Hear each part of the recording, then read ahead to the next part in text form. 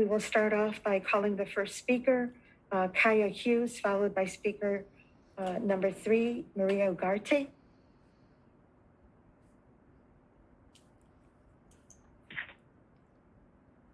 Speaker number 1, Hi, please proceed. Yes, please proceed.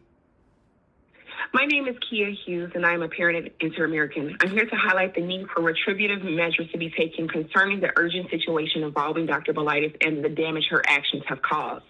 Last month, three mothers spoke to the board, each detailing acts of negligence committed either directly at the hands of Dr. Bylaitis or by administration.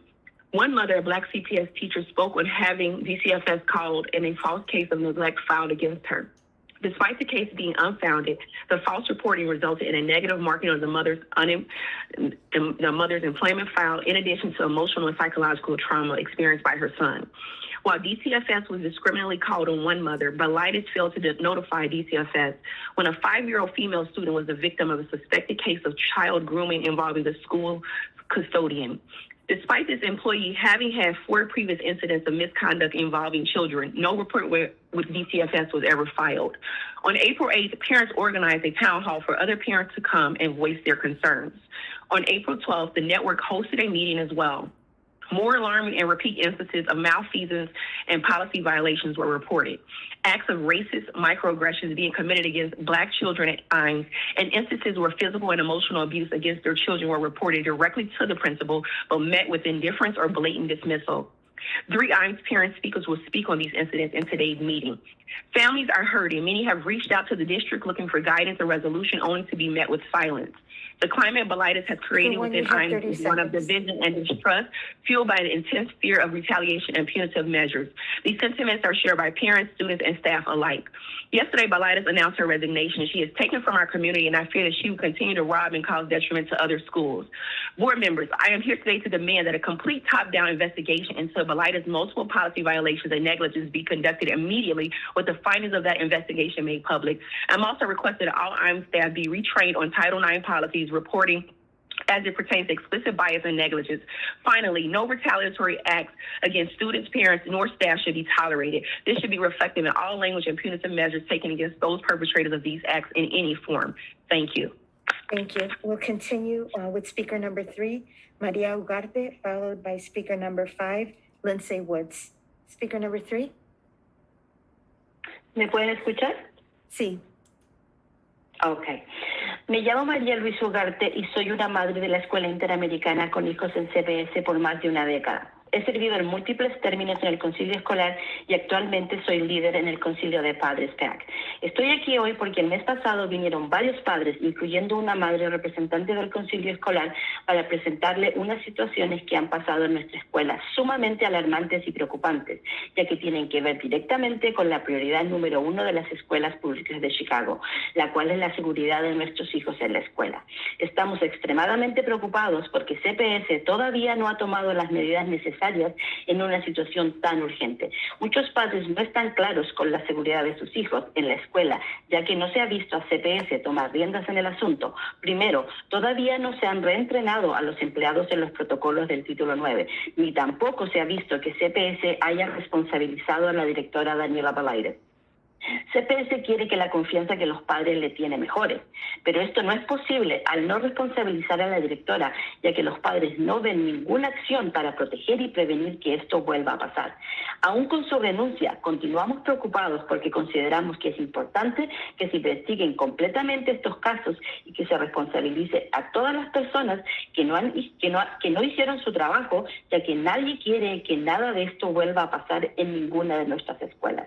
Como padre líder, les exhorto a ustedes que actúen y continúen una investigación completa sobre las acciones de esta directora, para que ni un niño más tenga que pasar por ninguna de estas experiencias tan traumáticas e innecesarias, para que así los padres puedan ver a CPS tomando riendas en este asunto tan importante y así se pueda finalmente restaurar la confianza en nuestra comunidad escolar. Muchas gracias. If it's okay, I will translate into English. Please proceed, Ms. Speaker 3. I can go in English? Yes, please. Okay, thank you. Good morning, President Del Valle, Dr. Janice Jackson, Chief McDay, and board members. My name is Luisa Ugarte, and I am an Inter-American elementary school parent.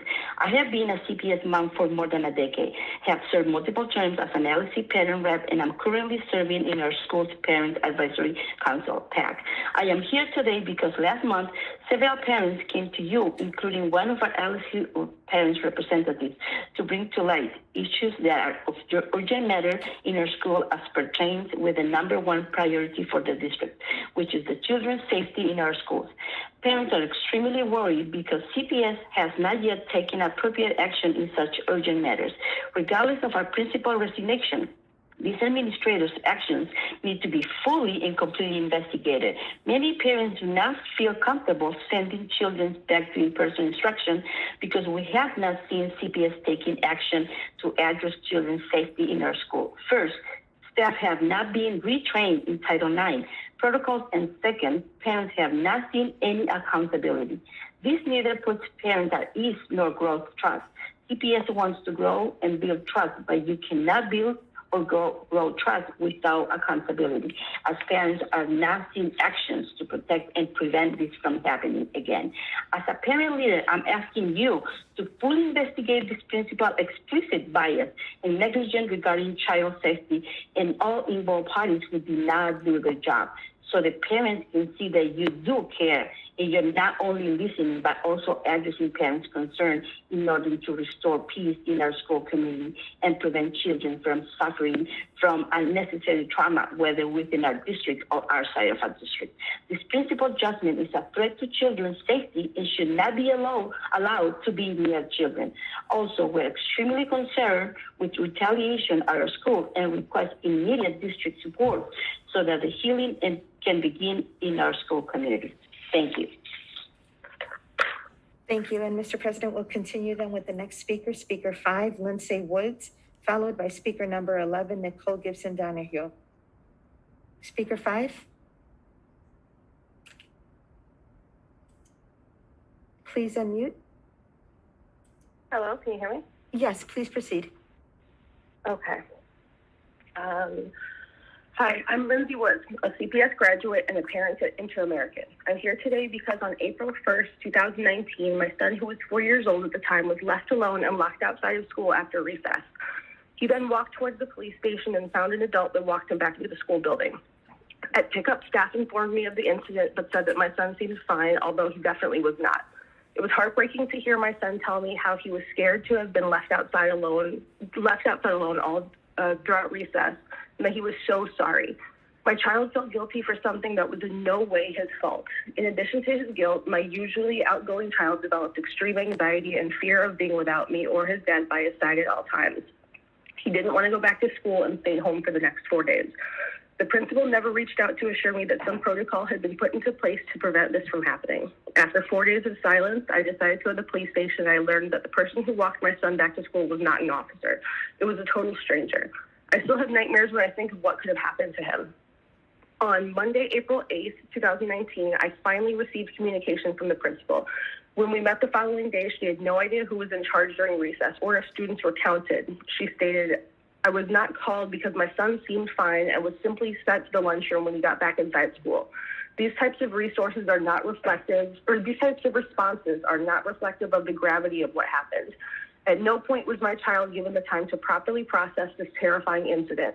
This principal's actions did not demonstrate a sincere regret or concern. No one followed up or reached out during this 4 days of non-attendance. No SEL resources were offered. We were just told, we'll make sure it doesn't happen again. This is clearly an empty assurance without a game plan, and the gaslighting that my family was subjected to after this incident is absolutely unacceptable. To wrap it up, I now every day worry about my son's safety at school, something no parent should ever have to worry about. 2 years later, all three of us still have nightmares and suffer from separation anxiety. This principal's actions need to be fully investigated. She is a threat to children's safety, and she should not be around any CPS children or children anywhere in this district."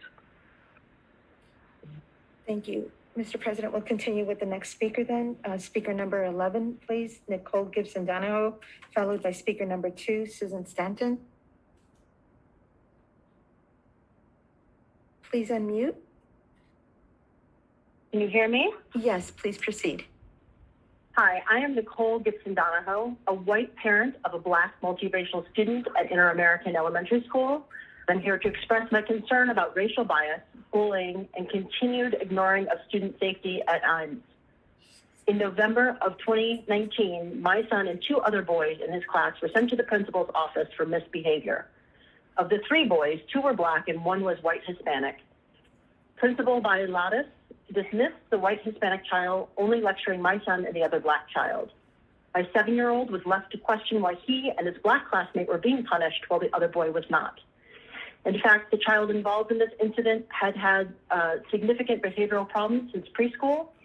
Complaints against him included touching other children inappropriately, describing sexual and violent images to classmates, and repeatedly hitting people, including my son, in the genitalia. The mother of this child is a vice principal at a CPS school and is friends with Dr. Bylaitis. The boy's parents laughingly told my husband and I that their son liked being sent to the principal's office because there they gave him chips and coloring pages. My son has been repeatedly hurt at school by classmates, but we were rarely contacted. In December of 2019, I wrote an email to my son's teacher outlining the incidents and my concerns for his safety. I never received a response from the principal, although the vice principal did follow up. When my son Speaker expressed 11, you have 30 wariness of the seconds. principal, I did not recognize that he was experiencing racial prejudice. I regret not supporting him more. The Black mother of the other child in this incident said she experienced racial prejudice at IAMS and chose to change schools. To wrap up, there is no effort to attract or retain Black students at Inter-American. There are 0 Black administrators or teachers at the school. The administration has not created sufficient opportunities for parent networking that would benefit all the students, but particularly those who live in neighborhoods far from the school. I'm concerned about the school culture. The students at IAMS need to be safe at school. They deserve diverse leadership and teachers. I ask for social emotional support and anti-bias and anti-bullying training. Thank you very much.